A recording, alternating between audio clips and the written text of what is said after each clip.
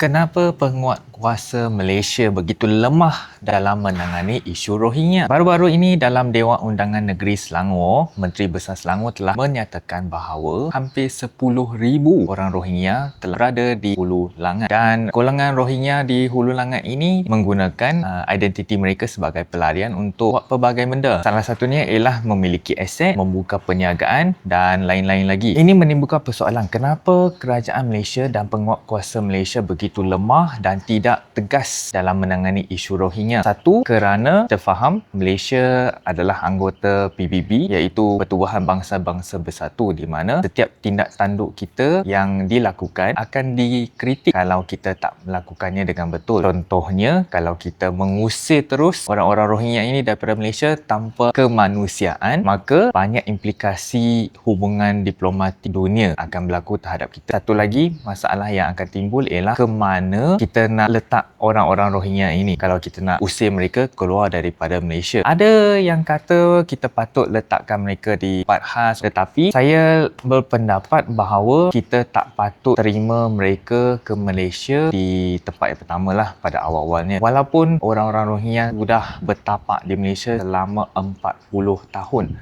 Tapi perkara ini masih tak dapat diselesaikan dan ditangani lagi. Dan baru-baru ini juga apabila orang komuniti Rohingya ini diusir keluar daripada satu tempat itu, mereka bergerak ke mana? Mereka bergerak ke pejabat UNHCR di Kuala Lumpur. Dan pejabat UNHCR pun tak buka pintu untuk mereka pun, tak layan mereka pun. Jadi akhirnya apa yang berlaku? Penguatkuasa kita, orang Malaysia kita, pekerja kita juga yang terpaksa mengisi mereka dalam lori, kemudian mengangkut mereka letak di tempat lain. Jadi menyusahkan kita balik. UNHCR buat apa? UNHCR hanya terima dana buat kerja apabila diperlukan sahaja. Dan kita sedia maklum cara orang Malaysia bekerja ialah kalau ada masalah barulah kita nak start bergerak.